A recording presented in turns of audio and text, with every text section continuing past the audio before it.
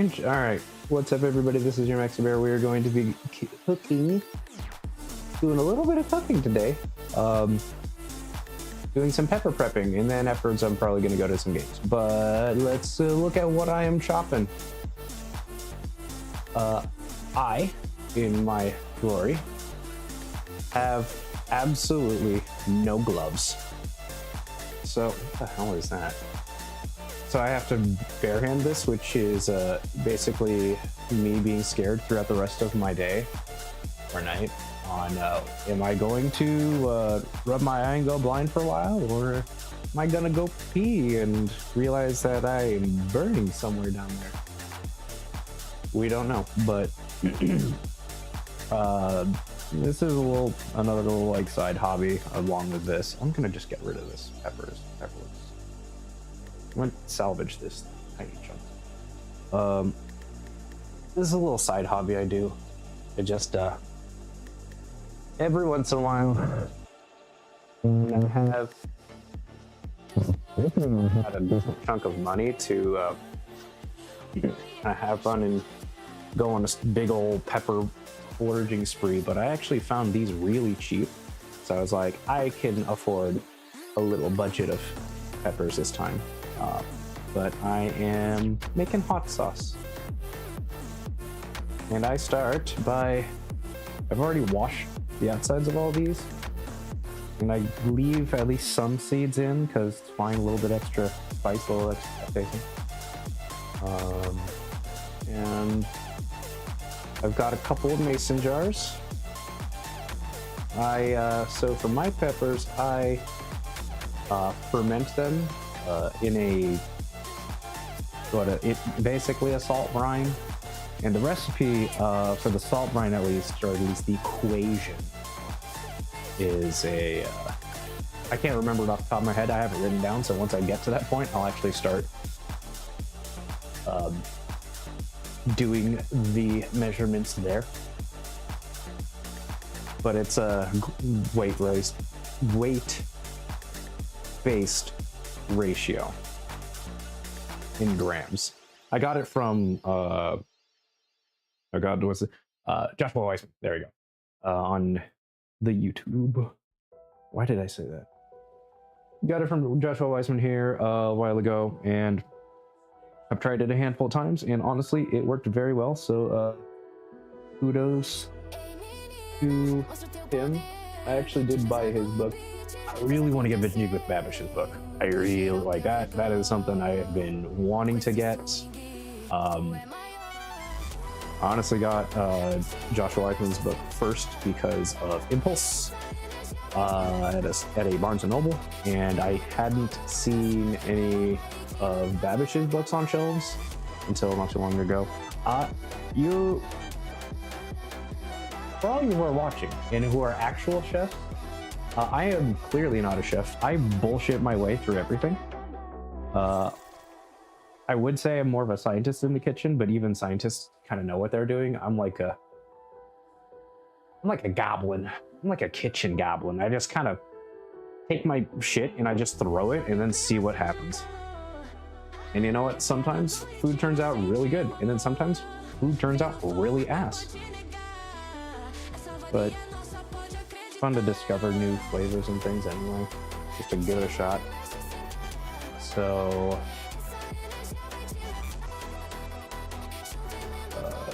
these are, I got stuff from Joshua Weissman for the how to make the salt brines fermentation.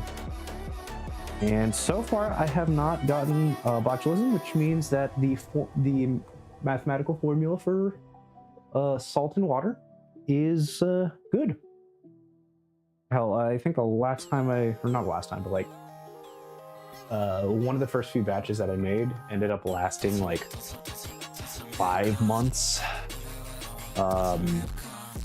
First like 2 months, not even in the fridge.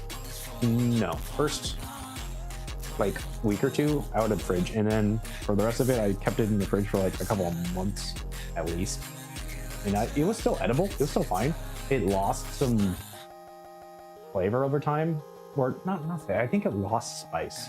Eventually, I just got rid of it because like, it's old. It doesn't taste great anymore. Maybe that was no. They never gave me stomach problems. Sorry, my it keeps. Long food.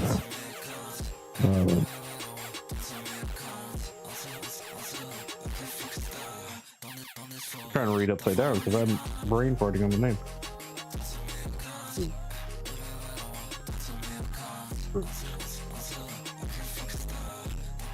Enterprise Earth. Oh my god. Jesus, my brain. But I'm wearing long sleeve Enterprise Earth sleeve or shirt, so it keeps kind of sliding up or sliding down. I don't want it to get too close to the pip. Oh yeah. So for any actual chefs in chat, first, sorry. Second, please criticize me as much as you can. Good criticisms. If you give me shit criticisms that are just like, hey, why are you like ass at cooking? Hey, why are you trying to kill yourself at cooking? In Minecraft. To that, I say, I mean, I guess go nuts. I don't care. You know, that just provides engagement, so I guess that's a win.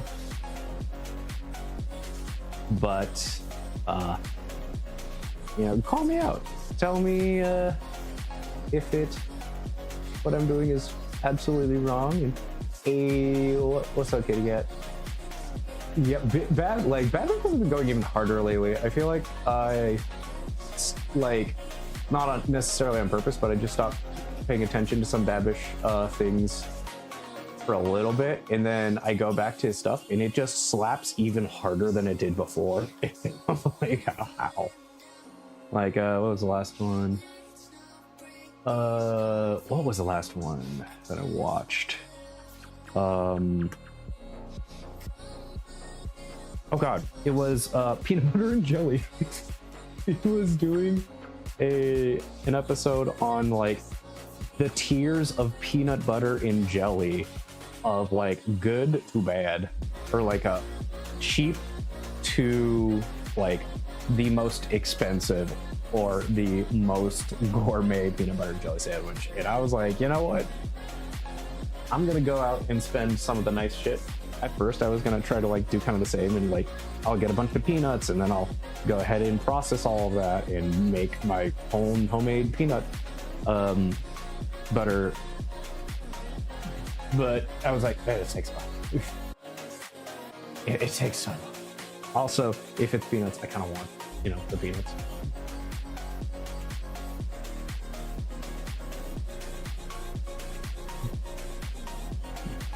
Actually, the last video I watched. Yeah. Well, I mean, a lot of I noticed that he'll take some of his videos and then find the good clips and then put them as shorts, which is just a good idea, and especially to get like quick ideas out there. I love that.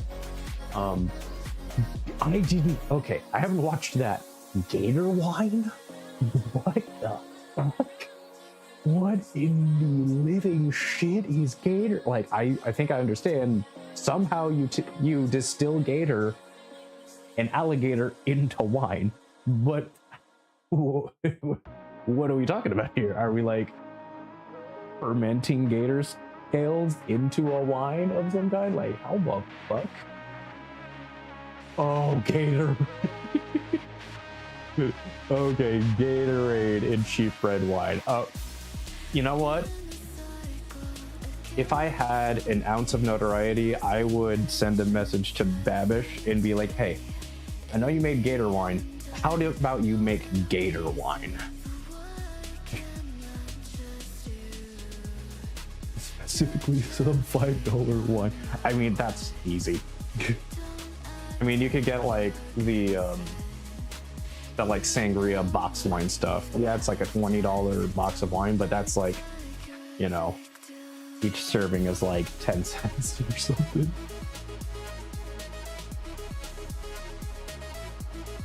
Make a bulk Gatorade wine. Yeah, so I am using Which actually now I think about it, it's kind of hilarious because I literally how to see it. I am using his knife because it's so like it's just a good knife.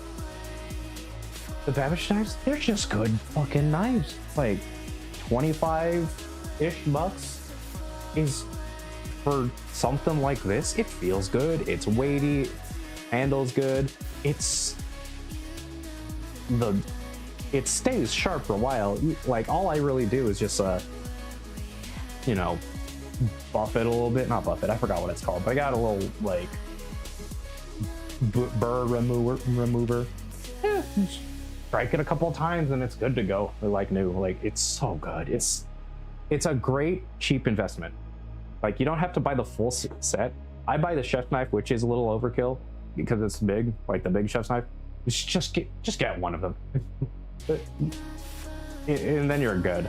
Like I barely use any other knives anymore. Yeah, I wish I was sponsored.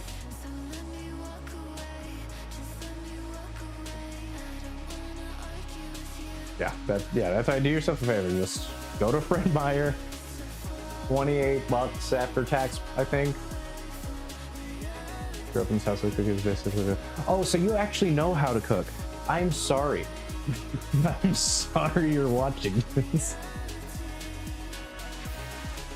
You're about to see a non-cook cook, or you are seeing a non-cook cook.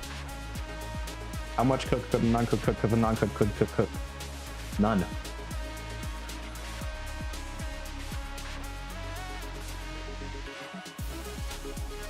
Go. So,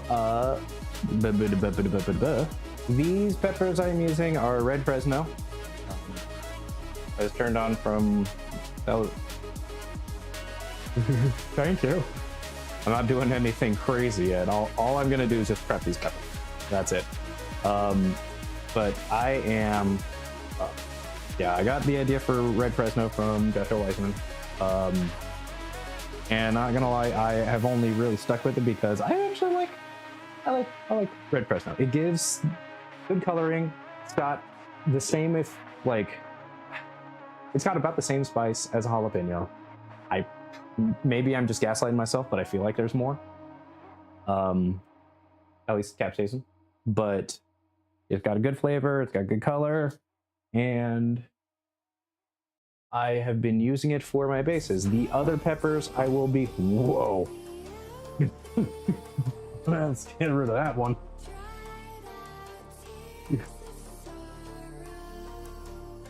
Did let these in the fridge for a little while. That one was not a beautiful color on the inside. Okay. That one was... You know, can I find that again? Yes, there it is. Alright, so this little fuck, like, the outside's probably okay, but that is what I call a not good anymore. That's a little bit on the blackened. That's why I took them meat. What was that? My fridge likes to talk at me. It's strange. A little scary.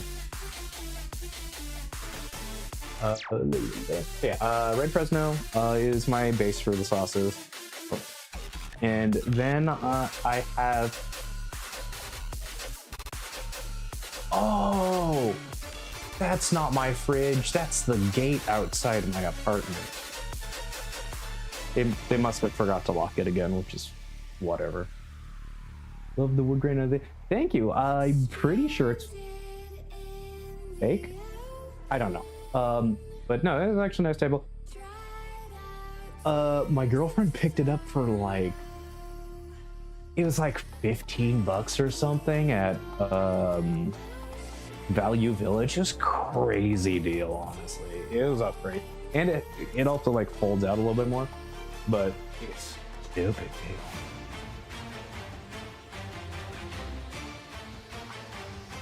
That is true. Faux leather is sometimes mo leather. That's my motto, I guess.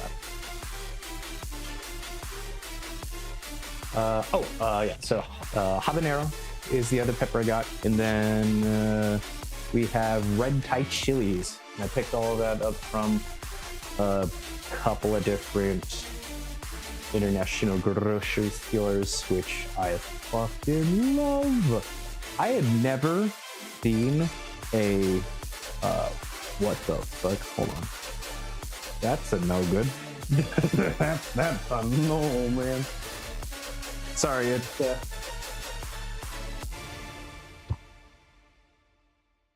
sometimes Pepper tries to grow hair. But yeah, so I picked up all those from a little I think it was an Asian food market, but it's so goddamn good. I'd never seen a cacao fruit, an entire cacao fruit before, and I didn't realize that they are smaller than they are bigger than a football, an American football. It's crazy. I like stared at it and I'm like, my god. Would you mind a smaller one? Smaller. A smaller one. In Tequila, there's a little place called Lamb's Seafood. And oh man, it was so fun going in there. Oh!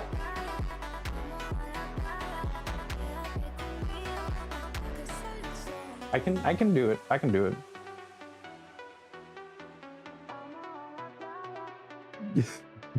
Apparently we have the tech crew coming in and upgrading my setup while I do this.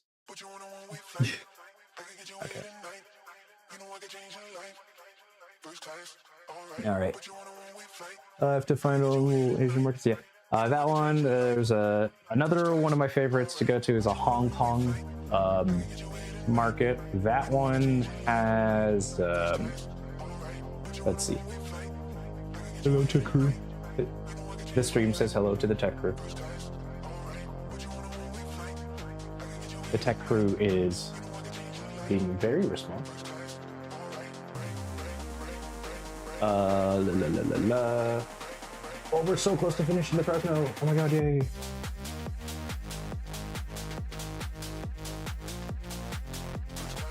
Yeah, Hong Kong, they've got lots of good stuff too. I actually like Hong Kong specifically for a little strainer. I don't know why, like, I guess maybe I haven't gone to too terribly many places, but they have this tea strainer that is like just the right mesh size, and it's like a double mesh, and it's perfect for sifting out matcha, or at least the matcha that I have. It's obviously not root, but it's just so good.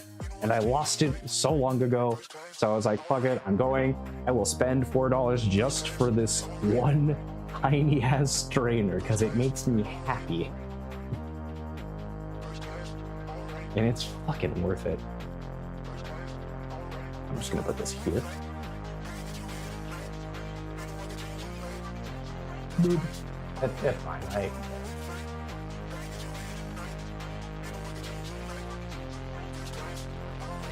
This one got a little mushy on the end there. Hold on. Two things that spark joy. You know what? This sparks a little bit of joy. Well, I guess there's a question.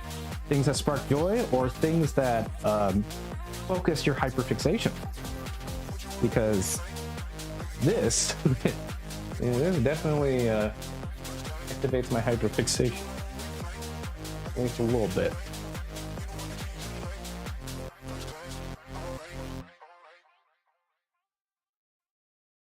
Both is good. Now I kind of want to watch Hercules.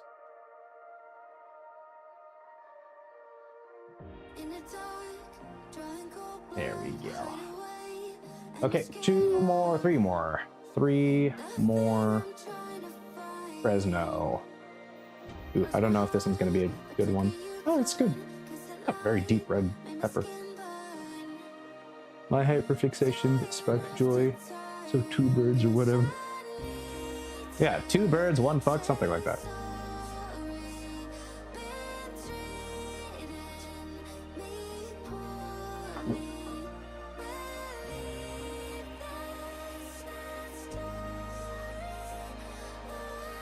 My hyperfixation tends to be just, I don't know. I feel like it comes in random ways. Sometimes it's on the game. Sometimes it's a very particular thing in the game. Sometimes it's, I don't know, trying to write the perfect S. All that fun stuff. There we go. Get all, well, again, I'm not trying to get all the seeds out because I'm okay with having just a little bit of capsaicin. There we go. I am going to clear and I'm gonna need to get another jar, which is perfect, actually.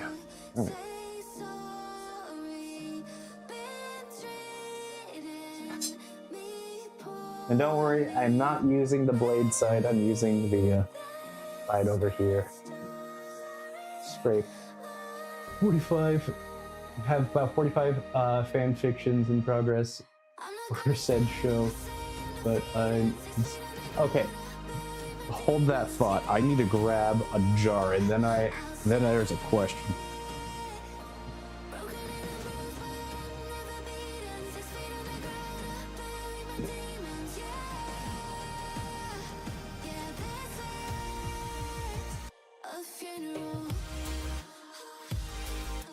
Okay, so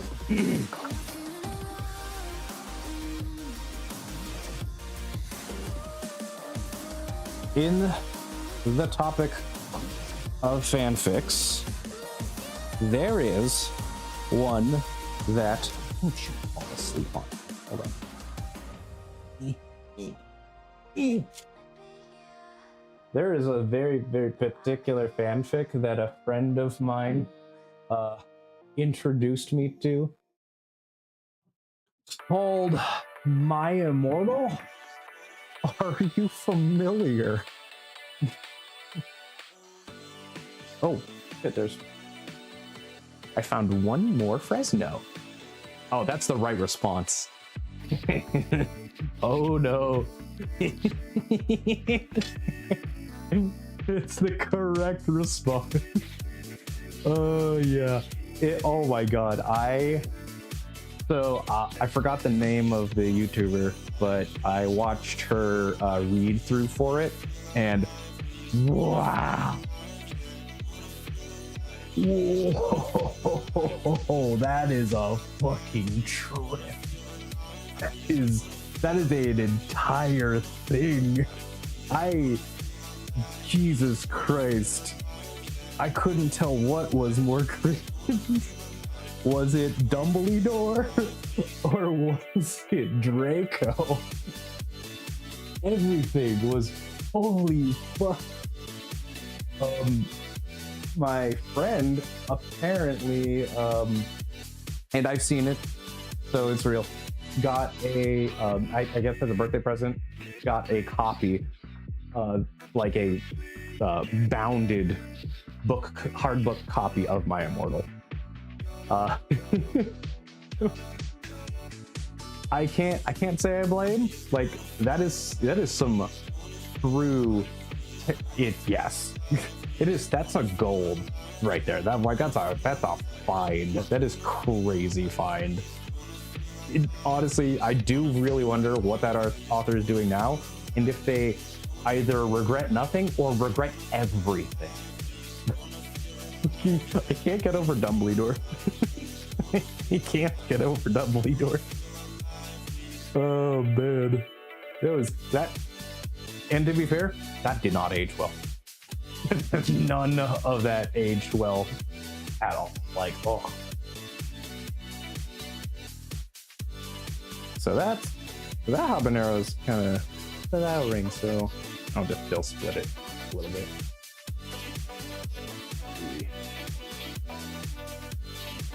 Meanwhile, I'm planning on learning bookbinding so that I can bind my own page. Very nice. That, I really do wonder how that go. Like, really has this. What? 740,000. you're gonna be trapped in editing hell. Like, damn. Yeah. Oh, what the fuck? Okay, hold on. What is going on in this habanero? There's something. You know, I'm used to seeing habaneros grow in habaneros, but this one seemed a little more alien, and I'm a little scared. Still in progress too. Okay. If you, it was more okay. It was an aborted pepper because when I poked it, it was not firm. It was squishy. So like, ain't no baby pepper gonna be that squishy. Ain't no baby pepper icing gonna be that squishy. Yeah, so in progress. Okay, well, hey, more power to you, and I wish the best of luck on the creation of just on that thing's creation, because oh my god, it will go on forever.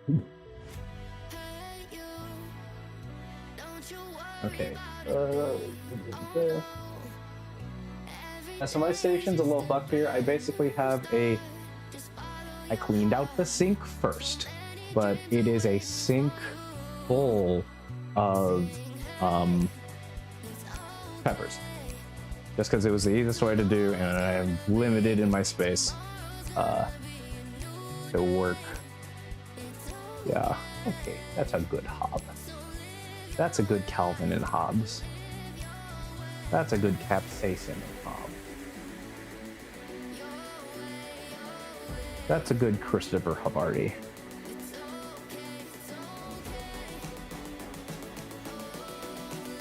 Used to see my sink as a storage for cooking. Hey! I use it as storage for my dishes when I forget to wash them for a little too long. But no, I needed to give it a good old scrubbing anyway. No!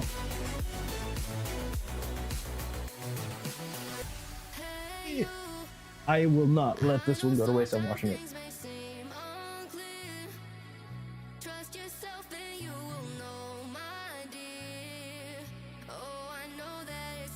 Okay.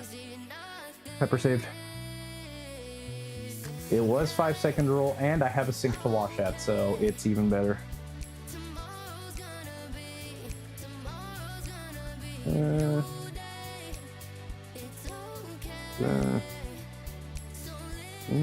This is a little. This one's kind of falling apart in the unsexy way, in the unsexy pepper way. There we go. Now, so when I make my peppers, I for the sauces, at least when I get to that stage, I don't know what that is, but let's find out.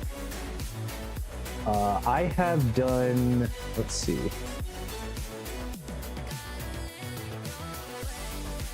How many different? I've done like 5 different types. And each type has used some kind of like I'll still add plenty of seasonings to them. Like one had like was more cumin, another one was more a gochujang, another one I think I did one that was like a little bit of no I didn't. I was thinking about it. I did one that was like kind of honey-esque. That honey one didn't turn out great. For some reason it turned out almost grainy, which made no sense because I didn't use any sugar. The hell? Hold on. There's one pepper here that I need to inspect. What are you?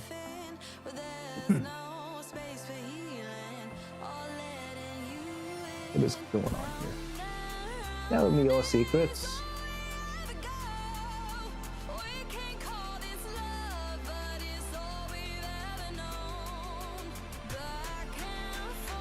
Get out of here. Yeah, so is it. Yeah, one was a honey one was the other one was a like soy sauce and gochujang.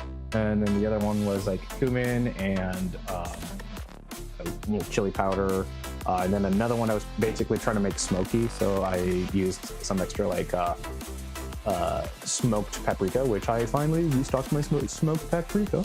That one I remember going pretty well, so I might try doing that again, possibly. As for all the other ones I've done, I've got them all listed in my book. I've got a little book that I've just been periodically updating whenever I make more hot sauces.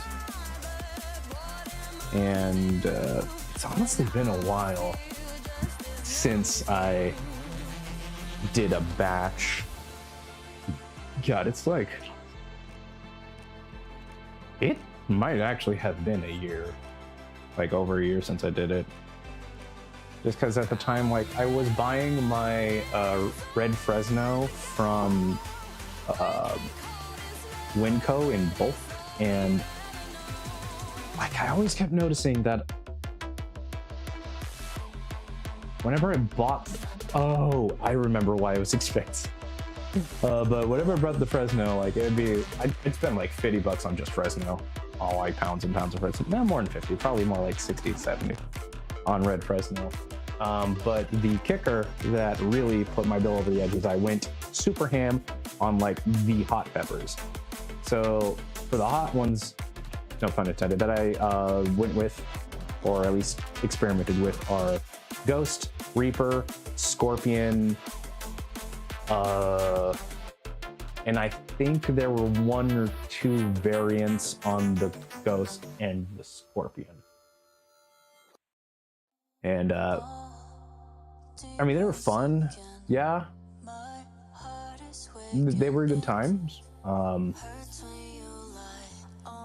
I always found myself making stuff that was crazy hot, and for a while, like, yeah, I was all about it, crazy hot, crazy hot. But then the more I had it, the more I kind of just realized that yes, it was hot, but the flavor was not. And I wanted the flavor to be the flavor. Now there's a true baby Pino, or a baby Nero. Oh my god, baby Nero.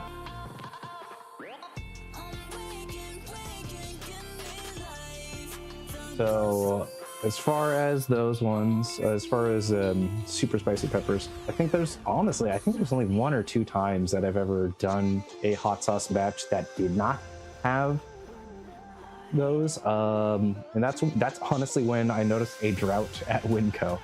They basically had a drought of red Fresnos. Like, I went like 3 months in a row and absolutely none.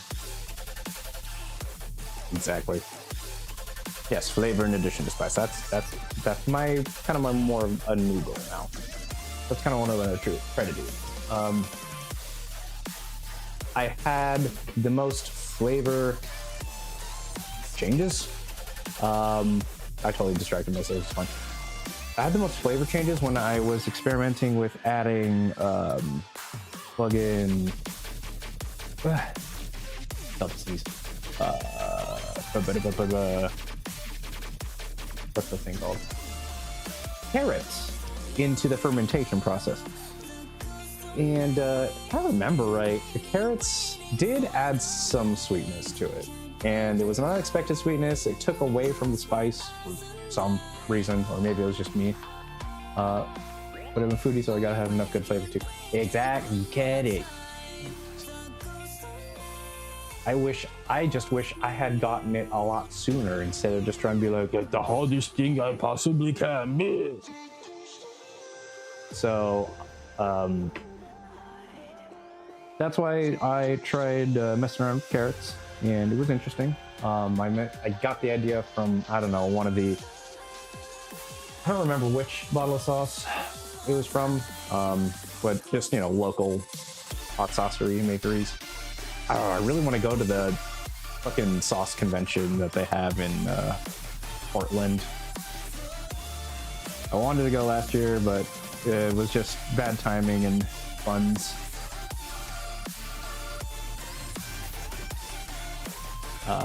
Because that, just looking at the back of those packages just gives me ideas, let alone, you know, trying the different flavors. Another baby. Yeah, I've definitely been letting these sit in the fridge for 1 or 2 days too long.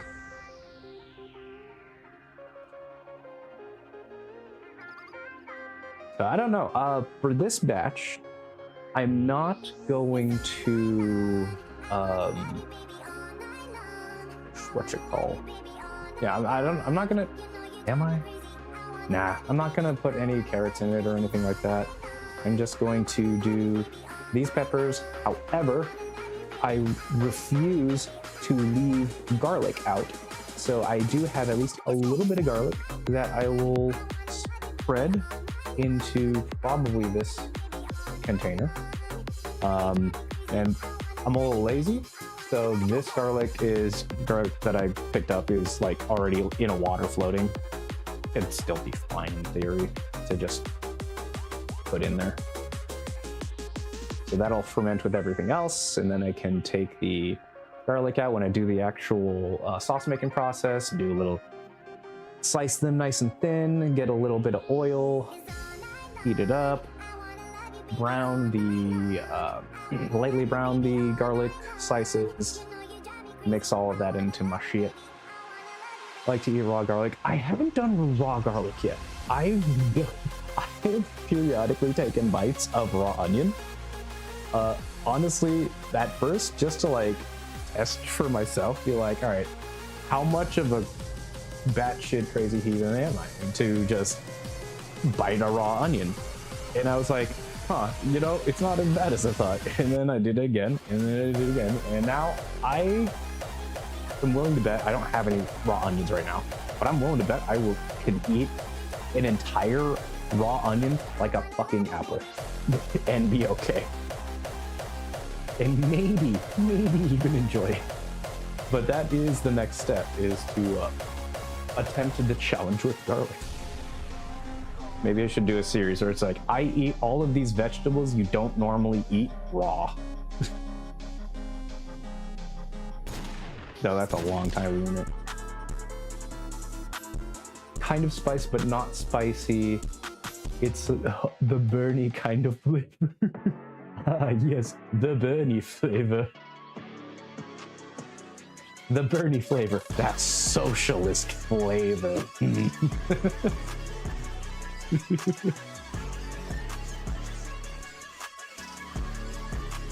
Yeah, I'm gonna give it. Okay, I don't want to waste the garlic I currently have. Because I want it all to go to this, but might give that a shot. I feel like I have to give it at least a try. I am once again asking for raw garlic. My fellow Americans, I am asking you once again for raw garlic.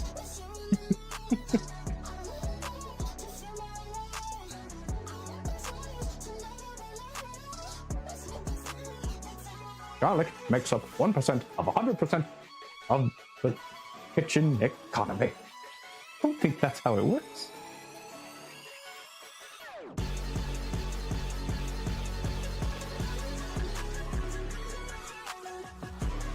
Oh my god. Bernie the Kitchen Sanders. That is a show I need. And he's hosting with Gordon Ramsay.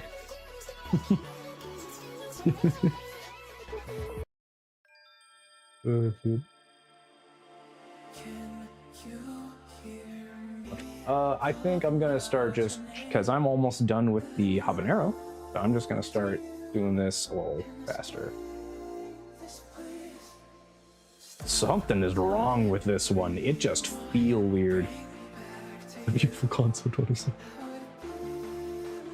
A concept that I wish were much more feasible in real life without AI, but I feel like it would be the easiest to do with AI, and I don't even like saying that. Let's see. So half of that hob, something happened, and the other half of this hob, I'm just gonna save it away. There we go. 213. Ooh. Uh-oh, I wonder if this stream's gonna be basically just chopping peppers. Maybe I'll extend it a tiny bit longer because I do want to do some gaming, at least a little bit. Let's see here.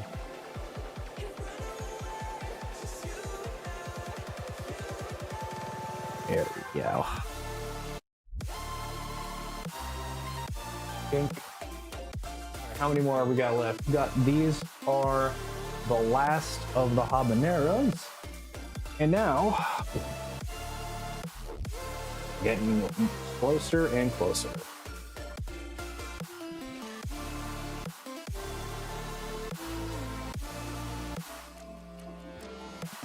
Grab the rest of the fried chili pepper.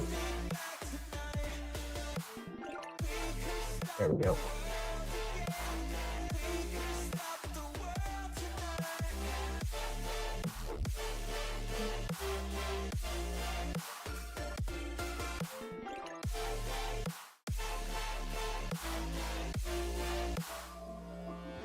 All right, almost there.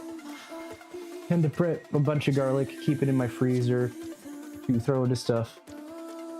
So like, okay, I have to ask, as far as garlic's concerned, I've tried doing that with, you know, other vegetables mostly to like make as like a stock. But, oh yeah, absolutely. If it says put 1 garlic in, you put 10 for every 1 garlic. Like that's the only thing, it's just the right thing to do. But when you put it in the freezer, doesn't it lose a lot of its flavor because a lot of the liquid's getting basically removed from it? I'm terrifying myself. I just realized how close the knife was getting to the cord. I feel like if you have ever existed in the kitchen, then that is the one thing that you learn is 1 garlic means at least 72. Like.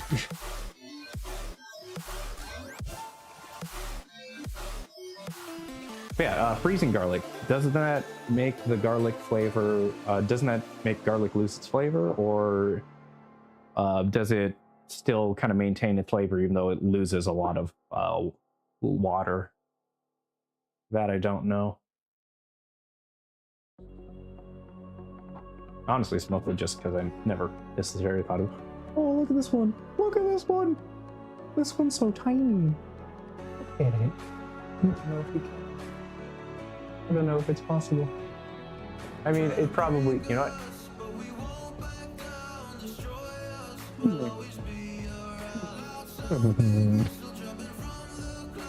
There. So with garlic, you use so much it doesn't matter. Chance to lose it. That's fair. It is a bye-bye. It is a little bye-bye. Maybe I'll use that as a thumbnail or something. Big hob, little hob. Baby hob. Monster hob. Gained a hob. Lost the hob. There we go. Alright. Let's go. 1, 2, 3. Dunk skis. 1, 2, 3, 4.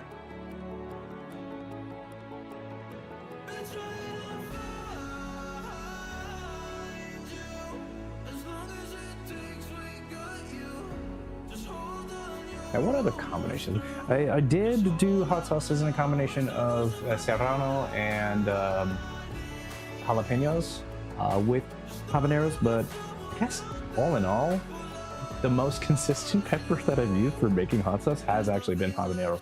But I do notice that, I don't know, I feel like this, I mean, I wanted to say some like the spice of habanero tends to stick for me when I make my things. Like I almost get like less habanero as a flavor, more just the spice of habanero when I mix my shits. But this one, is this tight? Okay. This one feels like it's a deflated balloon. I think when I do this next batch, I'm gonna try to make like a couple of mini batches of sauces. I need to sharpen the bird. This seems fine. This seems fine. This is a little okay. I am going to ferment these together. Because in the end, I think what I'll do is I'll like take all of the brine, mix it into one pot, make sure it's, yeah, kind of big enough pot. What am I talking about? Make sure it's all cohesive and homogenized, and then I can use that as part of the sauce's basis. This is always the hardest part. I never know what to do with the Thai chilies because I like using them, but they're such a pain in the ass to like split in half and empty. I'm kind of thinking I just chop them up into little circles and like a pickled jalapeno style and just call that good. You know what? I'm gonna do that.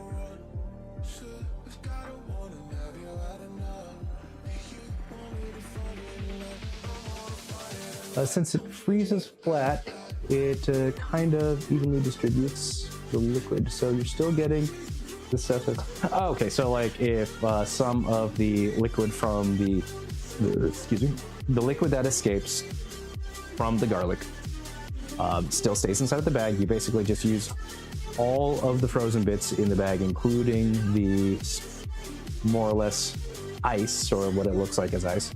You just toss all that shit in there. I guess, yeah, you still... Oh, this is gonna be difficult. I just realized. Try topping the tops off and rolling it between your hands. Yeah, this is... So like, okay, hold up. Well, we're gonna have some weird shit going on here. I'm still gonna use this, waste not, but... Okay, so... I have this.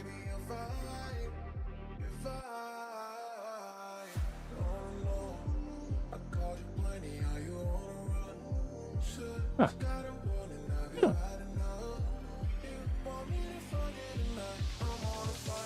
I see what you mean.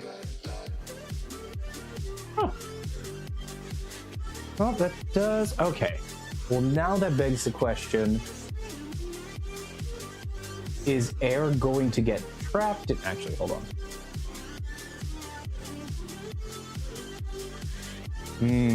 That did make... I gotta test this a few more times. So we have... Let's try both these. We have a theory where we just try to cut it down the middle raw. I'll do it like this. Okay, and then...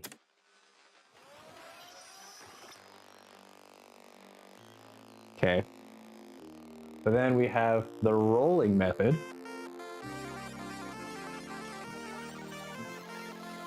Where we chop horse poo,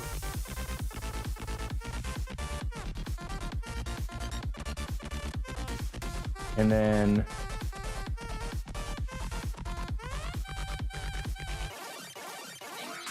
that does feel a little faster.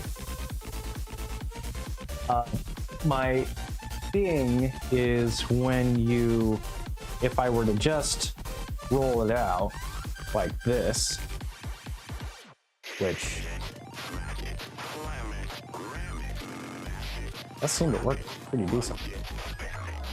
Now I have a pepper that is mostly empty.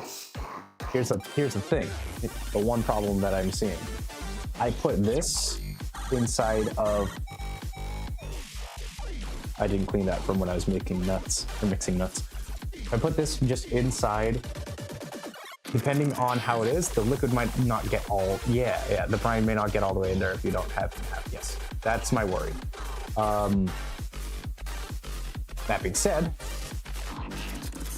this does make it a lot quicker to pick apart, or to like slice it into. But is it faster than... You know what? Let's find out. I've technically got a timer here. I can just use the stream clock. So let me give this a good old yoppin'. Let me also clear off the board.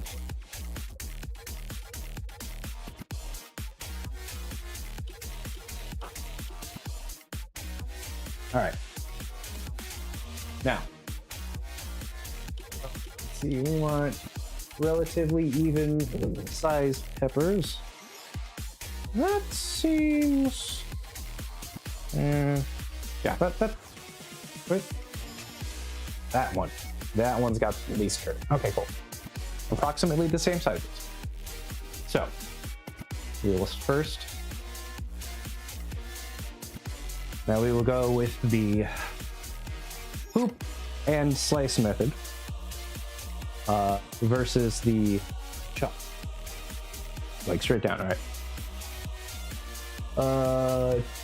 Once that session timer hits 15, 14, go. Oh, it's not coming out. Hoop, hoop, hoop, damn it. Make, Marcel, make. Okay. Alright, so that was like 16 seconds. Okay, and then 42 and go.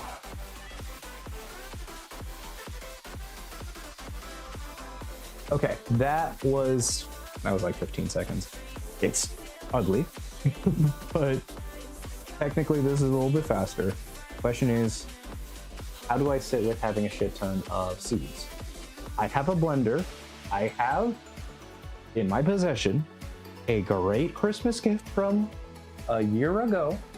I have a Vitamix, and that thing atomizes shit. For the sake of time, I think I'm going to go with the chopped method, the tiny little chopped circles. So I'll have a little bit more. Fine, I'm okay with it. Topping and rolling method would probably work better for like cooking peppers. Yeah. I agree. Definitely better if I'm just trying to cook them in a pan, not cook or not get them in that goddamn pot. Or so help me. So help me.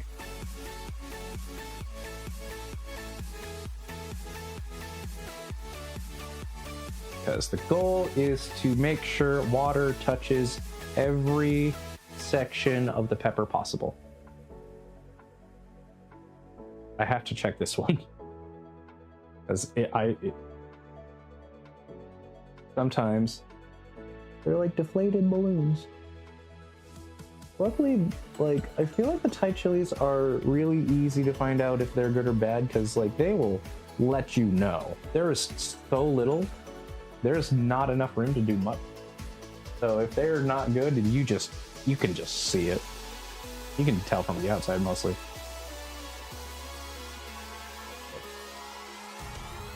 And no matter what, this is gonna take the longest time, which that is the nature of the peps.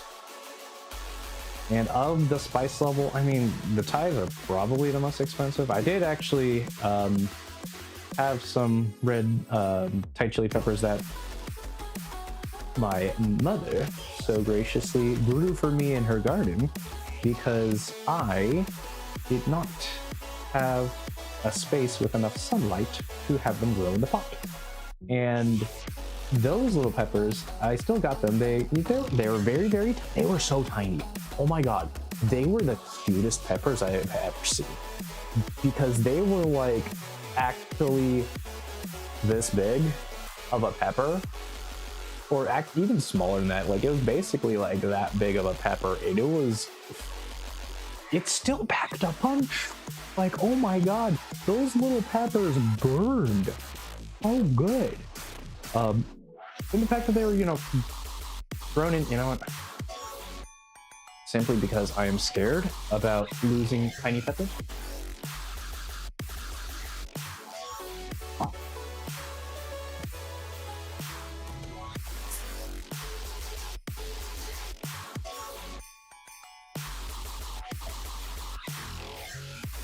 Yeah, I am going to use my measuring tip.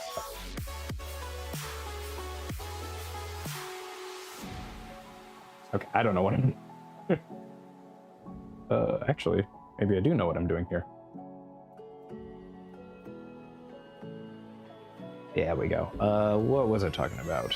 yeah, so she grew these tiny little peppers for me, and I basically use them for just adding to some little, like, beans, veggies, and quinoa, and it still had a good flavor, but I wasn't able to use a lot of it.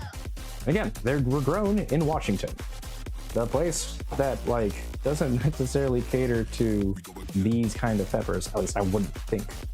They were just straight up grown in a backyard, and it worked. However, apparently, while they were trying to grow, they started budding and bearing fruits in the first round. A squirrel. I feel so bad for the squirrel.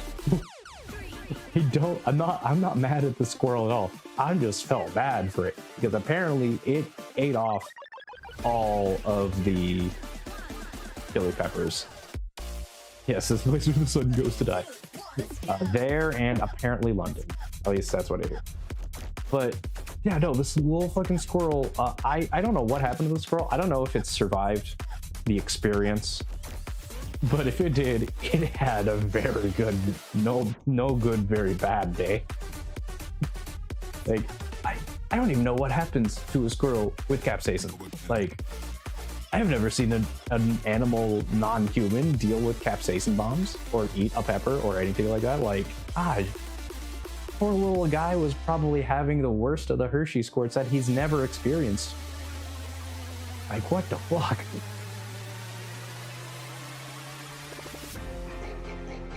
But that plant, again, even after it got decimated by a squirrel, which then probably decimated the squirrel, it still grew. Like, that's why it's super tiny little bits. The plants still live, but I don't know. I don't know. Oh yeah, I need to give this a good old sharpen. It's been, honestly, I should have sharpened this beforehand. It's been a bit since I have sharpened, and I use this pretty much daily. Don't know about birds. I know birds don't taste. What? They don't. They can't experience the sensation of capsaicin. I like that. That's nuts. That is kind of nuts. Wonder why. Maybe it's like maybe it's more like a sensory thing, or not sensory. Like, maybe it's I don't know. I don't know what it would be. Now I want to look it up. Hey Siri, why do squirrels? Oh shit! Wait, that's a, hold on. Stop listening. Fuck. It's my fucking life. I start thinking of a question, or I start asking a question, and I haven't even thought about what I'm asking. Hey Siri, do birds taste capsaicin? And why? That might be too much for it. Yeah, that was too much for Siri. It can't handle that.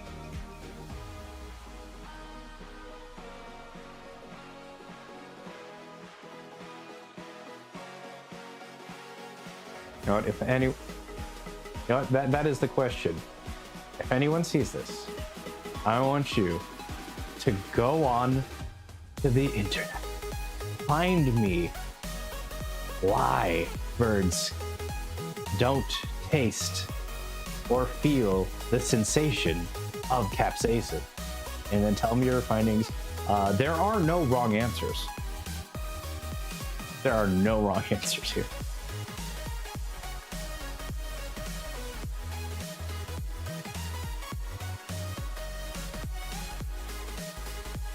Plants develop spice so mammals don't eat them because mammals digest seeds.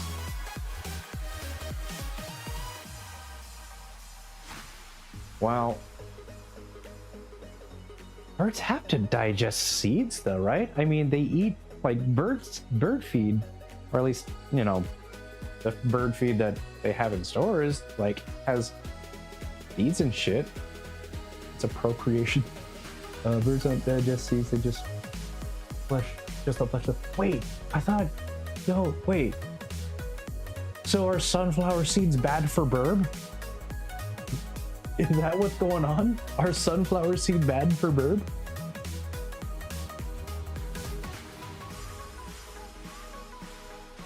We must refine our question. I guess no, yeah, then that just leaves a question, can bird... The question to the internet would be, can birds experience capsaicin, and why? Because then we can get the answer of no, and then we get the why. The why is the important. Why the fuck is that? I don't trust this pepper. That one there. This one's a circle. This one's almost an Ouroboros. Hold on.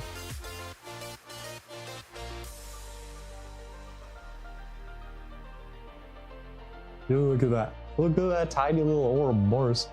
Chili's got nothing on this. Okay. I love it. It's going in. You know what? It's going in.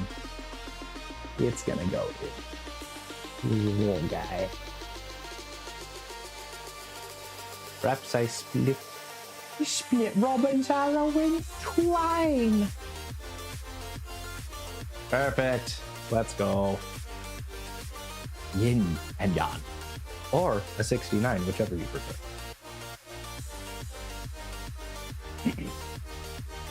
Let's see. Crunch it. Yes, it gets digested, but not. Oh. So, when I look at a bird pooping on my car, I can't say that I actually witnessed the action happening. I can definitely say that. Is this one good? That I have seen bird poop on my car. But when that happens, why is it sometimes white and why is it sometimes green? That's all I want to know. Why? What makes it green and then what makes it white instead? Did the bird actually poop on my car? Did the green one poop on my car and the white one decided to, like, unleash its own seed? What bird has the worst diet? Hey Siri, what bird has the worst diet? Really? You're just gonna ignore me like that? Fine, I'll ask the watch. Hey Siri, what bird has the worst diet? Okay, I'm gonna ask one more time, and if I still don't get an answer, then you electronical devices are banned. It's hard to do. I don't know. But, hey Siri. I forgot my question.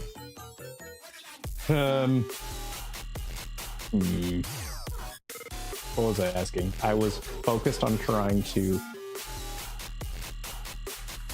get this to work that I totally forgot what the fuck I was doing.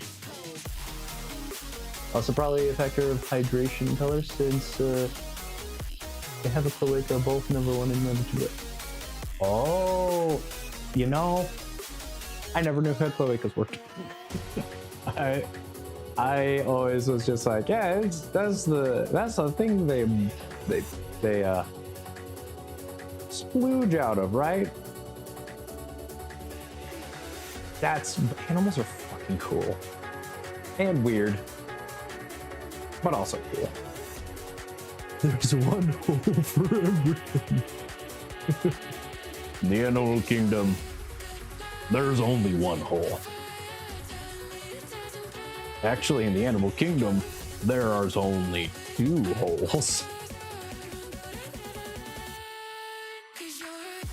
And if you're a type of animal that's got it, you might even have 4 holes if you think about it hard enough. 4 to 6. We're counting all the orifices today.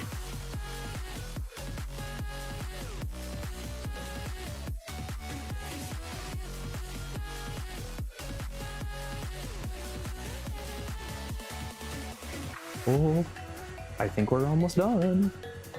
Wait. That. I spotted the thing. That one's good, that one's good, that one's good. That one's fine, okay.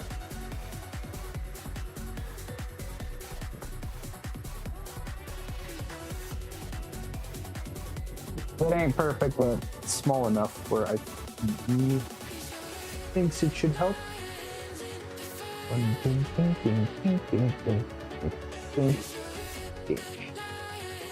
Okay. Good enough there.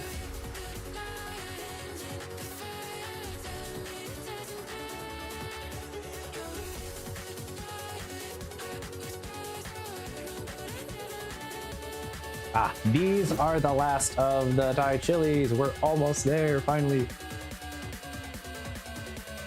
If it tastes good, that's what matters. It is true. Oh, there's another one. This one's like the older brother of the tiny one. We're gonna cut this one in half. Ooh. And this is like that other brother.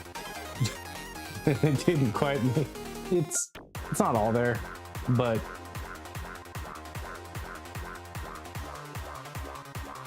now where is the I wish we found the big sister. But we did not get a big sister out of this one.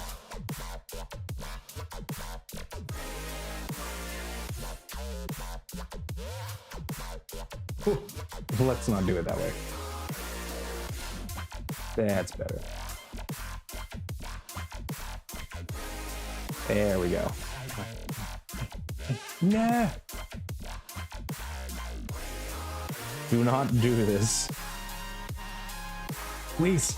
Ah, didn't quite work. Oh well. That's fine. Get back here.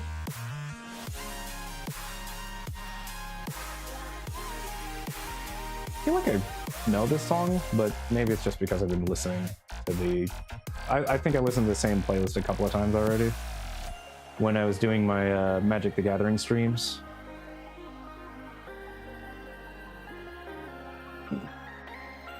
It's not like I necessarily paid too much attention to the music when I was doing those. And in those streams, that stream was much more focused on skimming through the cards and reading them for the deck I was building, which I still haven't finished yet. I was tempted on finishing it off stream, but lo and behold, ADHD is a hell of a thing.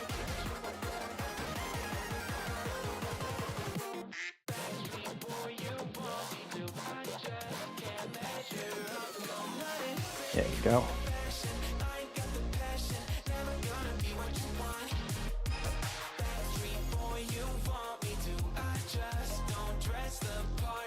I don't like that end.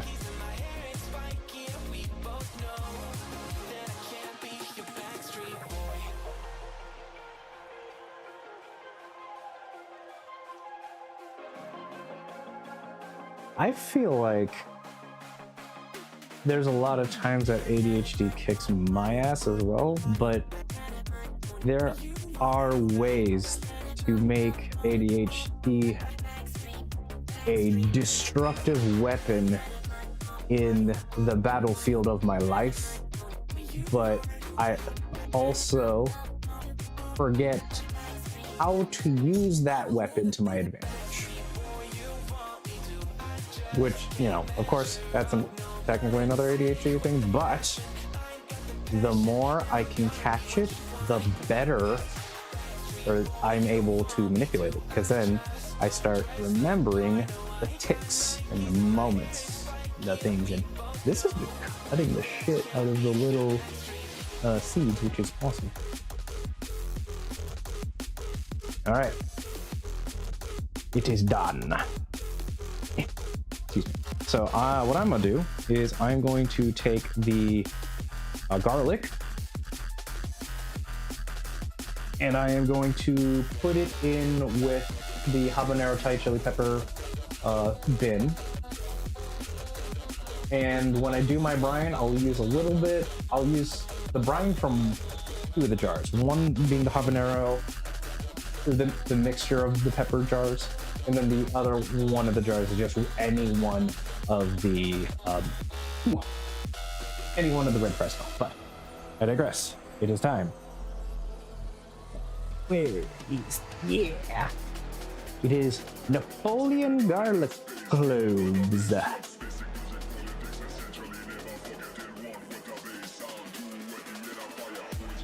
Oh, that is a strange smell. That is bizarre. I'm emptying that shit. I think this might have used a little vinegar. So just in case, I think I'm going to... Yeah, I'm gonna... Oh! Yeah, no, it did use vinegar. I'm gonna rinse out the garlic real quick.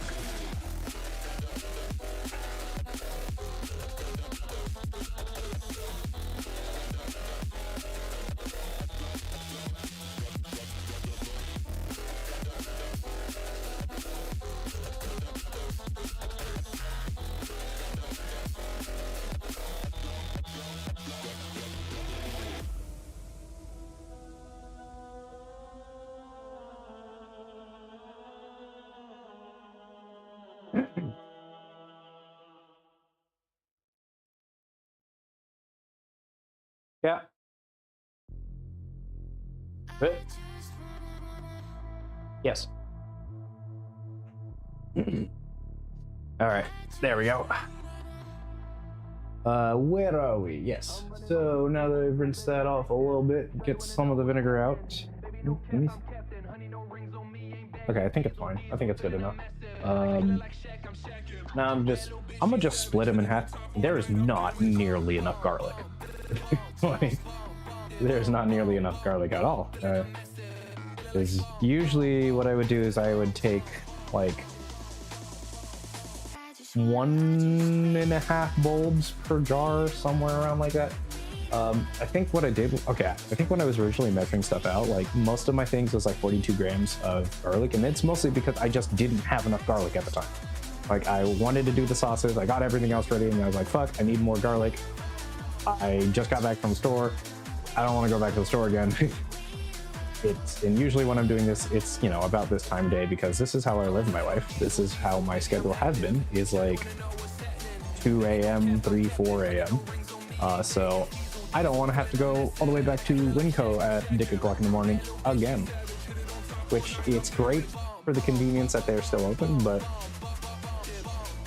the lights at that time are just oppressive. Just the overhead lighting. So today I've got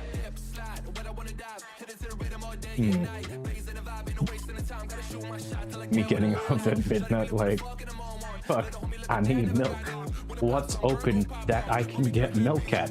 The store with milk. Where? Okay, so this container has... Oh, wow. I think I had like a few cloves of this before, so let's just say there's probably like 56, maybe, let's 50 grams. In total, 50 grams of cloves. Right. And, oh, and this one's also different. So usually I use kosher salt for my brine. And I know that was what was taught was recommended, but this time I'm gonna use just pickling salt because it's literally meant for pickling. So, I mean, it's gotta work different, right?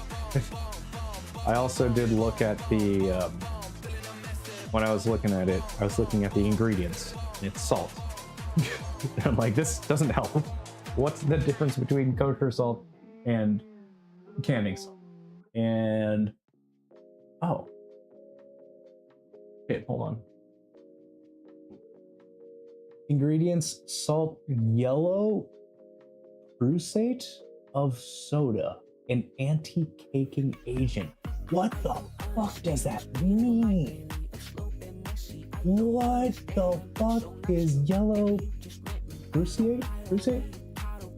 Hey Siri, what is yellow prussate of soda? What is that? What Red 40 bullshit is this? Okay, you are useless, phone. I'm going to use my infected backup mouse, and I'll do it nice. Yellow Ooh. The fuck? Pussy, like the pussy. ATE of soda. We're about to learn today. Internet telling me your secrets, but I am ignoring the wiki. You know what? Wikipedia. How about that? Excuse me. I turned away. Hold on. We owe you an explanation. As of December 20th, if you just skip this 1 minute read, it's Saturday, December 20th. Our foundation will soon be over. What? Aren't they? Our fundraisers will soon be over. Haven't they always? Aren't they like always losing their funding? Isn't Wikipedia always losing their funding? I feel like it is. It's always like that. All right. So, sodium ferrocyanide. Oh God. Ferrocyanide. Ferrocyanide. Oh my God, cyanide. Duh. Ferrocyanide is the sodium of salt of the coordination compound of the formula, whatever that formula is. It in hydrous form. This sounds like some fucking Avengers shit. What? Hydrous form. Okay, sometimes known as yellow prussium soda, yellow crystalline solid that is soluble in water and insoluble in alcohol. So it's a common ferrocyanide anion despite the presence of cyanide ligands. I don't know what that is. Sodium ferrocyanide is also... Okay, hold up. I have to think about what I even just said. Son of a bitch. I don't even remember what soluble is. Hold on. Soluble... Yeah, okay.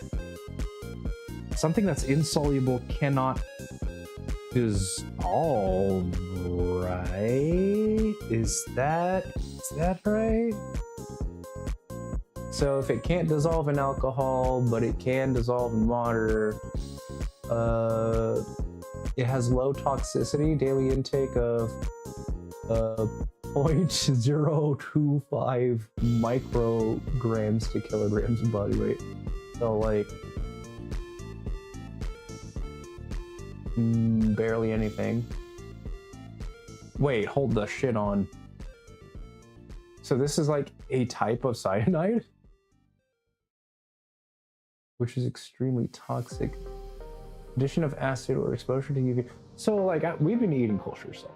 I've been having this shit for years. So what you're saying is it has the tiniest bit of cyanide, kind of like eating a cherry. It's okay. There's cyanide in apples, right? It's apples, the apple seeds specifically, which you'd have to eat like a fuckhole ton of apple seeds to actually be in danger. Yes, and I thought it was the same for cherries too, the cherry pits. But so I guess this stuff also has it. I mostly just wanted to know if it did something like help with, say, preventing certain bacteria from growing, but if it's just a... I don't know, to me it just seems like it's something that's just toxic. So I don't know what it's actually supposed to be there for other than an anti-caking agent, so it doesn't like cake up or whatever. Who the fuck cares at that point? Okay, well, we're just gonna use all natural canning and pickling salt, I guess. Alright.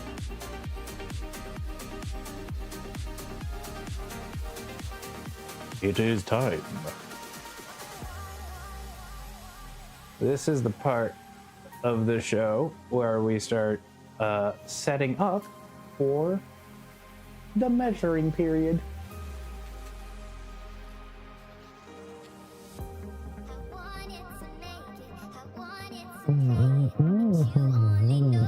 The jars. So I know what the magical number for the jars is. for how much weight in grams they are. I have it written on my board over here. Can't really see it, but I'm not going to fix the camera because that's just extra things. Yep.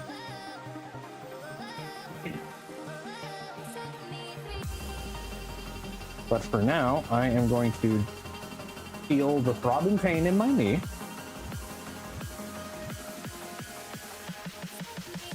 Also gas the shit out of myself just a little bit because I used hot water to wash my hands, so that was not a good idea.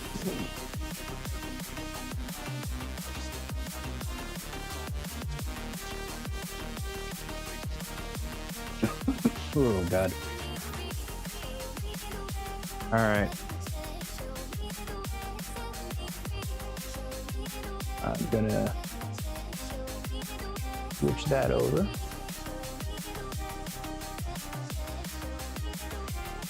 To the floor with you for sweeping for later.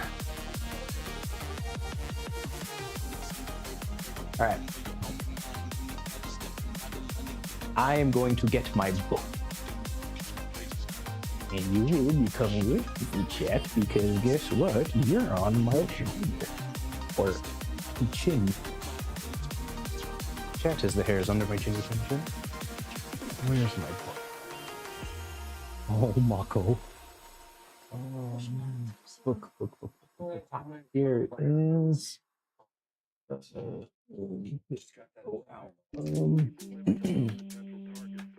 Where? Nope. Where's my book? Where is my book? Where's my book? Oh, where is my book? No, it actually might be in my backpack. Yep, there's my book.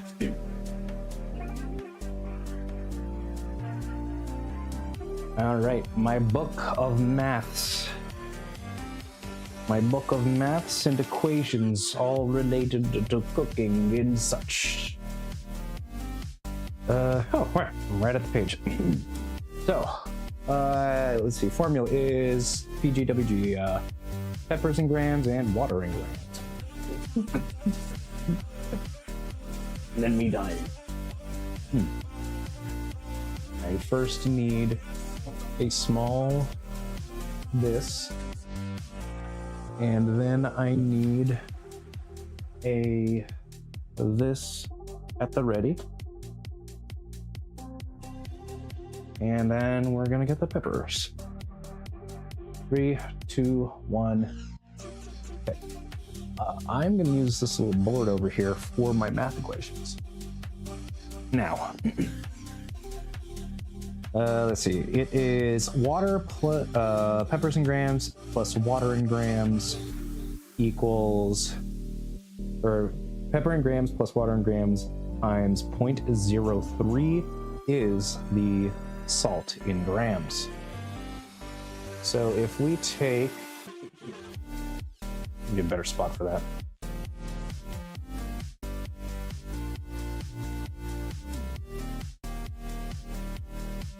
Aha! Good job, bulk pepper thorn. So the jar is 750 grams. Our number is 1130. So 30 minus math. We're gonna do bink 0. 0, 13, okay, 780 grams of pepper. And now we need water. Where's the... What the fuck? Where's my shit?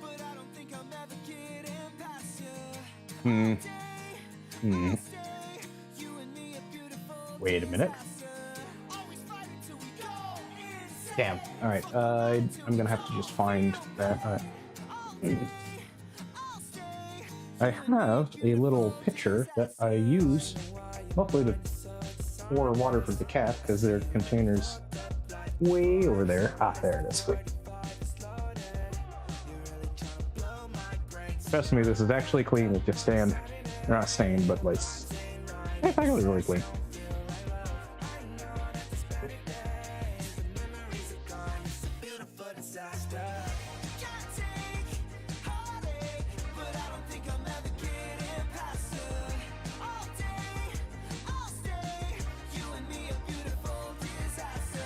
Okay. Let us begin.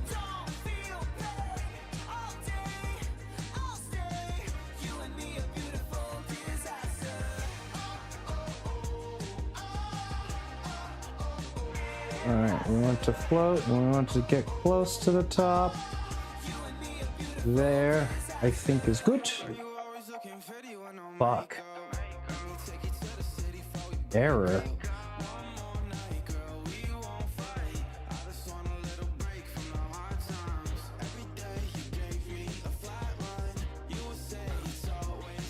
No, that's more than 5 pounds.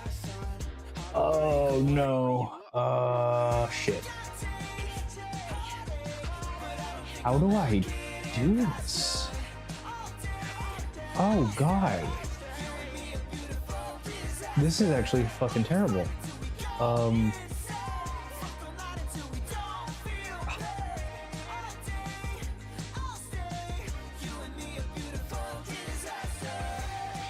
I mean, okay, the point is the peppers just need to float. That's the most important thing. It needs enough room to float. But I've never left a lot of room between it. Can I... Fuck, what do I do?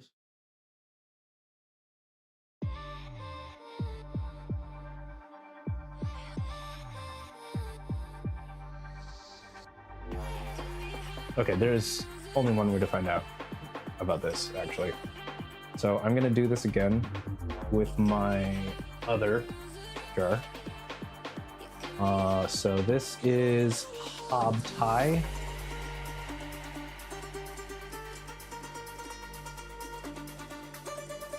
Okay, and now we will test again. 1426.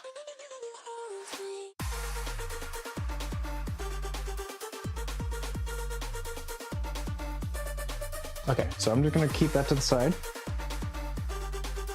Let's see how this looks. My hope is that because there is less room inside the jar, it will actually weigh less than the Thai habanero jar. And if that works out, then at least I can get the readings for the Fresnos. Then I can find a new jar for the Thai. Okay, 8, 9.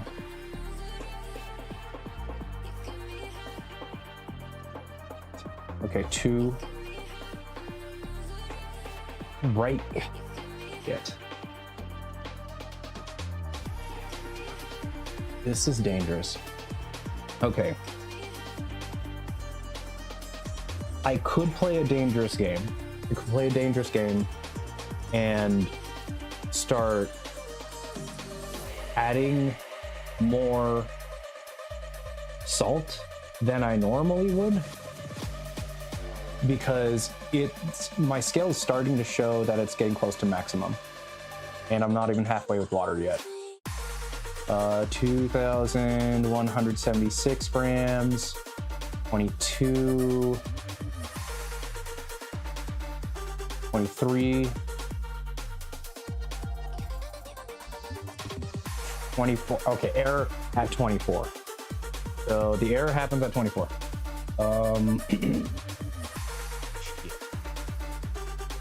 How do we do this? So, all right, let me go back to my history. Let me go to my history.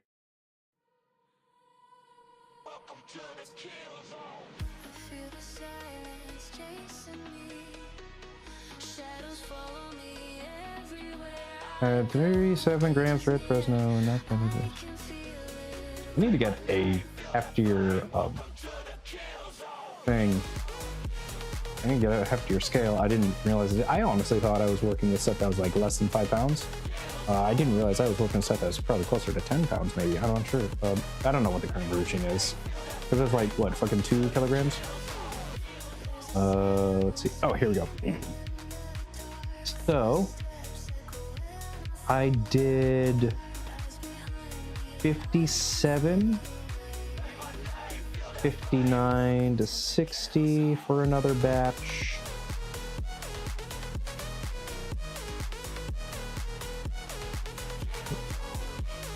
$780 grams of habanero and Thai chili. Is that right? 730 grams? Hold on. There's a way I can figure this out. There might be a way I can basically eyeball it. I guess what is the worst thing that can happen here? Here's the real question. What's the worst thing that can happen if I add too much salt? Will over-salting cause botulism, or is under-salting the thing that causes botulism?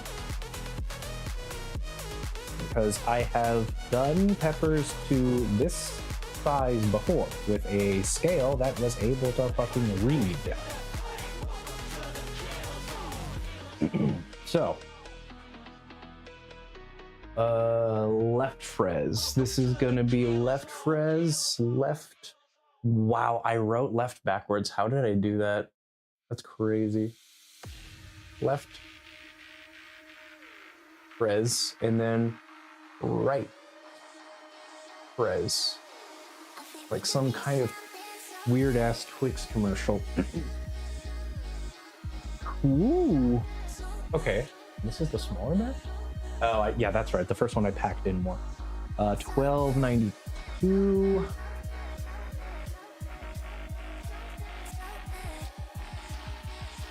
Okay.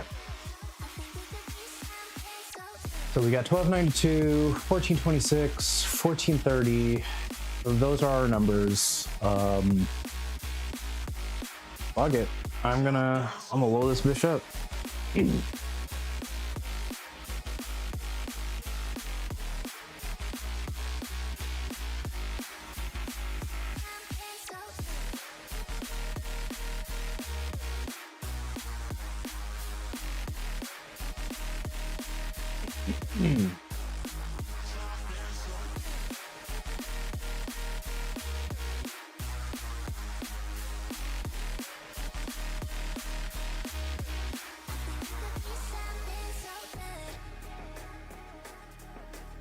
Oh, it actually, I'm stupid. It says right here, the maximum is 2.3 kilograms.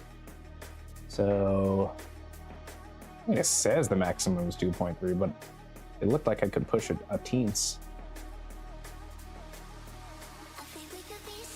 See, there, I can push it to, I know you can't really see the number. Oh, here. Never mind. it's not gonna move easily. So it is at 23 to 25 grams. The water level has reached between 6. Hold up.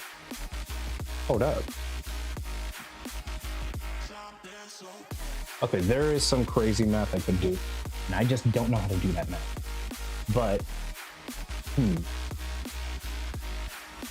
right now, it has hit error.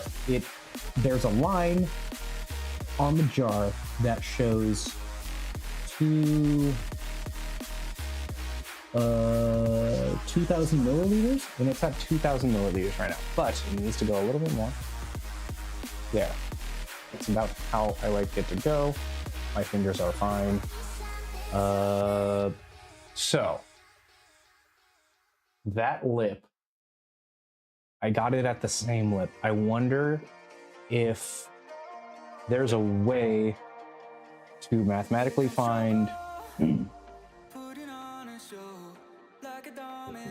using just the the amount of milliliters the jar can have versus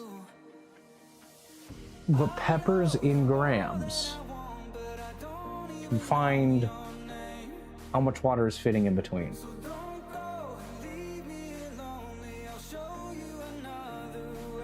Let's try a little bit of Google Foo. So the question, because I have no idea how even to word this, let alone figure it out. If I had, say, okay, so let's do the habanero Thai. Do the habanero Thai. If I had 780 grams of peppers and a jar that contained that can hold 2,000 milliliters of water, how much water in grams can fit in the jar if peppers are put in said jar? Fucking this is such a scuffed question. Volume calculator.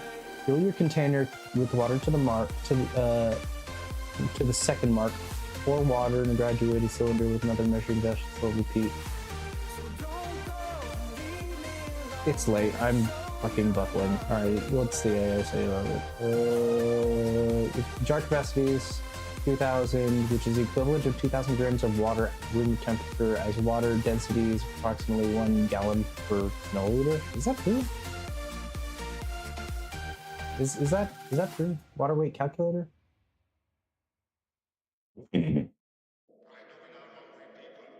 Gallons US. That doesn't. Fine. Let's just assume. For now, let's assume this is true, and then see if we even like the answer, because I know what I have used before.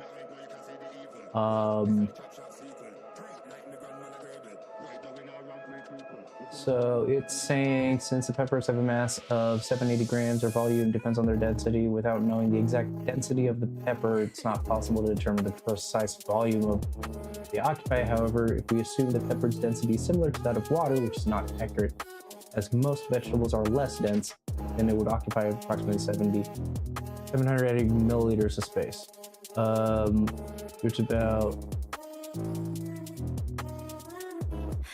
122 milliliters. So if what you're saying is a container holds 2,000, if we just guesstimate that it's the equivalent of grams, then it's basically just 2,000 milliliters divided by grams of pepper. I don't like that. I don't know if I like it. All right, well, we're gonna look up botulism. And if you over salt your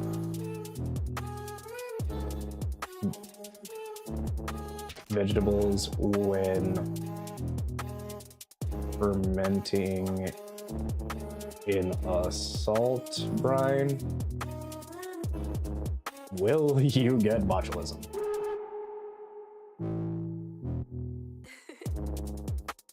All right. Botulism in fermenting. Why should I worry? Let's read this. Cases of botulism have increased in 2017. So immediate coverage and potential of illness caused by toxin. Blah blah blah blah blah. We know it's a bad thing, but what about my math problem? And it is a goddamn problem. Botulism.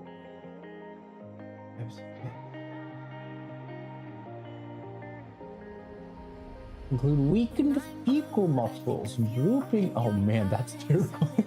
You just drop poo. Botulism makes you drop poo? Oh no. Oh no. Oh god. Either is a salty okay, hold on.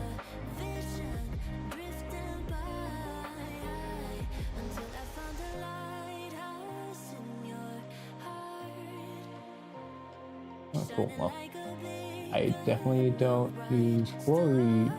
I'm pretty sure I have chlorine-free water. I definitely have iodine-free salt. Oh. Ooh. Oh, hey. What the fuck? Hold on. Quick dill pickle, prep time 12 hours. Guys have been using this shit. How much salt are you saying? 1.5 cup of canning clean salt. That's not. That's if I'm using vinegar. Ew.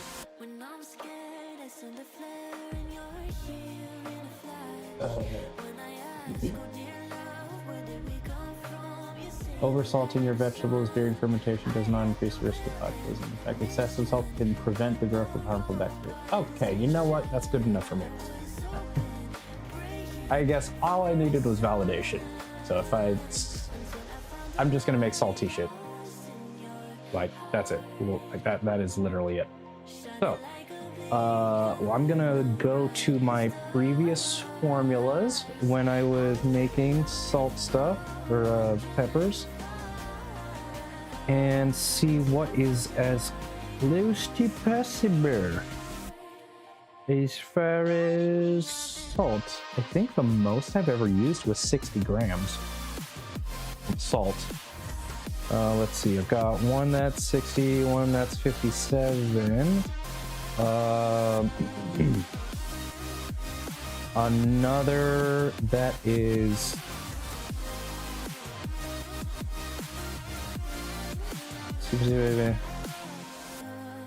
no, okay. Yeah, I think 57 to 60. I'm gonna say I think I might do 62 grams of salt just to be safe. Yeah. 65? 65? Do I see 65 here? Ghost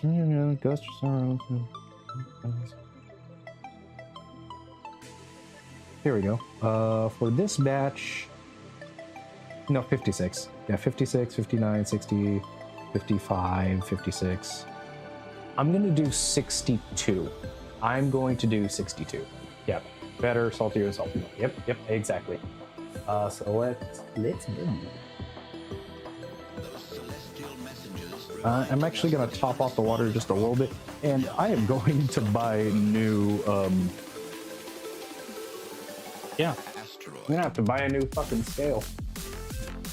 Because if this little shit is just not enough, then, yeah. Okay, yeah, that's good. That's good enough. Where are my jars? Lids. That's 2. Let's start. Actually, I need to wipe that down.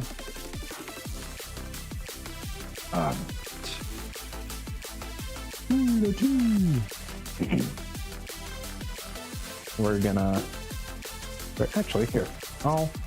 We'll have it be a little fun for stream and let y'all see the scale do its scaly things. And I can still look at this. Okay, this is gonna be a weird way to do it, but I guess, you know, let's go and go.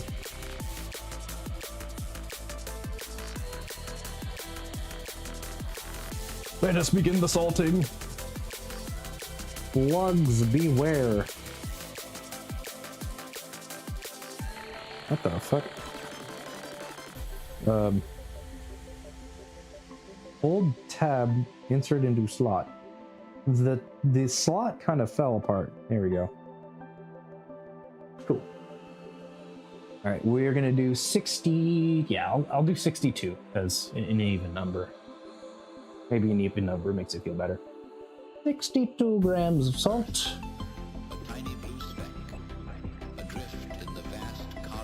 Why does that say 2?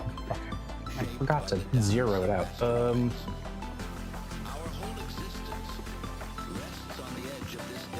Okay. There we go. You know, that's a problem. I do kind of like this scale because it you click the button once. My other scale, you could hold a lot more weight, but to zero it out, you had to like tap and hold the fucking touch screen, and that was always annoying when water got on it. Oops, did I get to 64? That's a little bit too much. I'm gonna put a little in there. I want to hit 62. 61.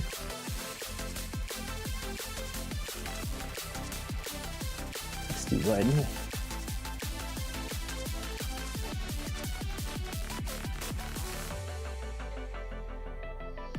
Aha! 62! Fuck. The extra salt though. Whatever, it's fine. I'm actually gonna get rid of this lid because this lid's a little fucky. I've got more lids.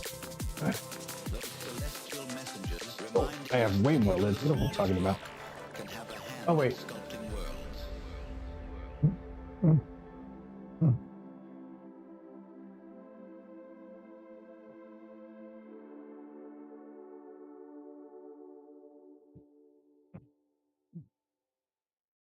Okay. Ooh. Oh, this lid got a little fucked. That's fine. 62.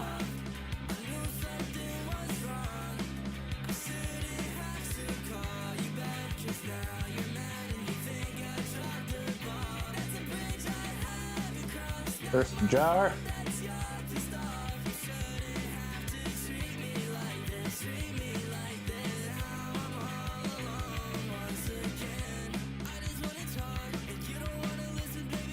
Okay.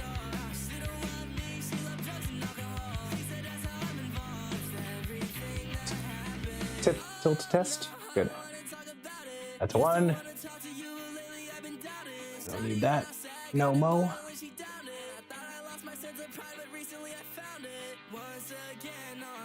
Drop 2.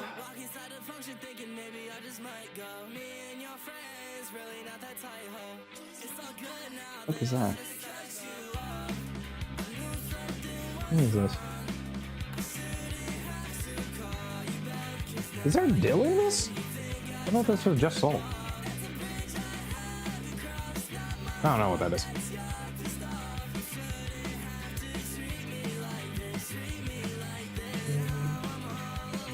$16, $20, $30, $40, $50, $59, $60, $62. Let's go.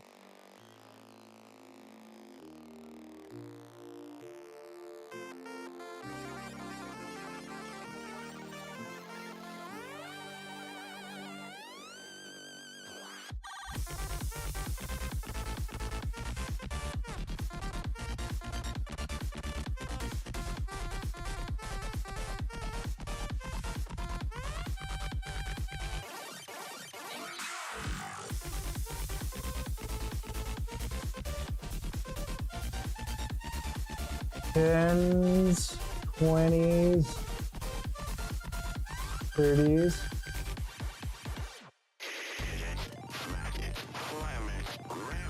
40s, 50s, 62. Our magic number, 62.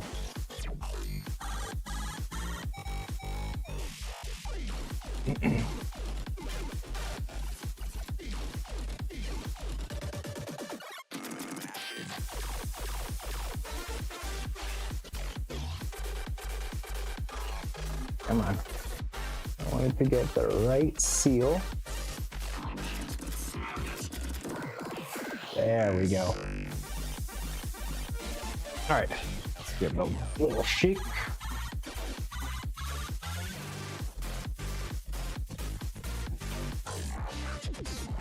shake.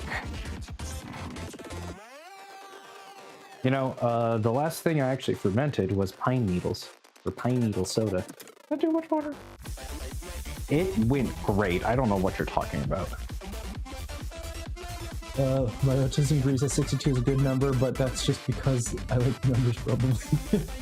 You know what? You know what? I respect the shit out of that.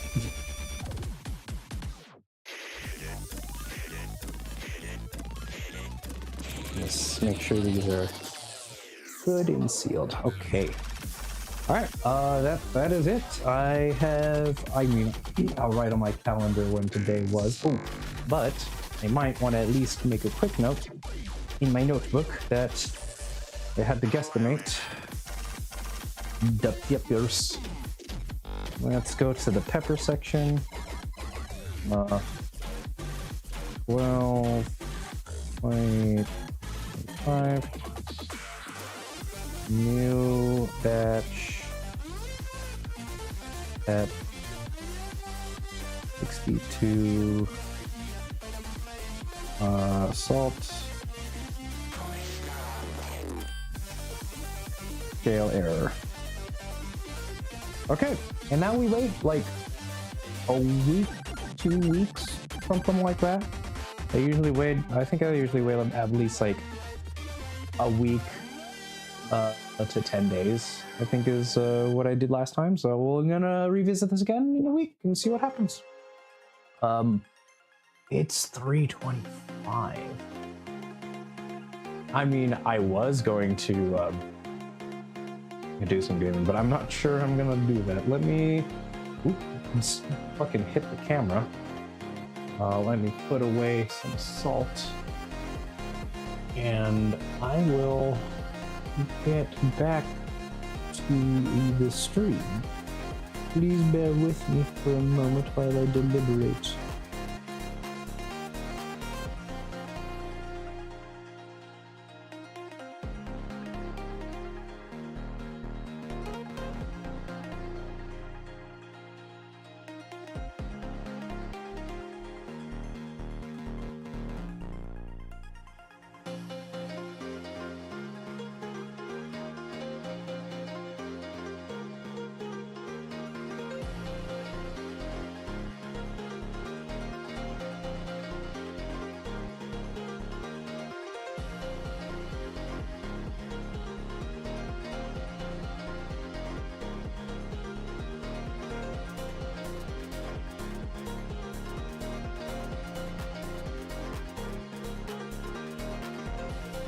All right. So I am, I am actually going to be heading off now anyway. Wanted to just keep up with my schedule. You know what? I'm gonna do this little thing right here. I'm gonna do this little thing right here. I'm just gonna show off. I'm gonna show off the peps. I'm gonna show off the peps. I'm down over here. Peps. I'm gonna put these little things. I'm gonna put them to bed. I'm gonna go to bed. They're gonna rest their head. So I will see y'all next time. And I guess it'll be another Tuesday night. Stay safe. Take care. And have a good night. See you soon.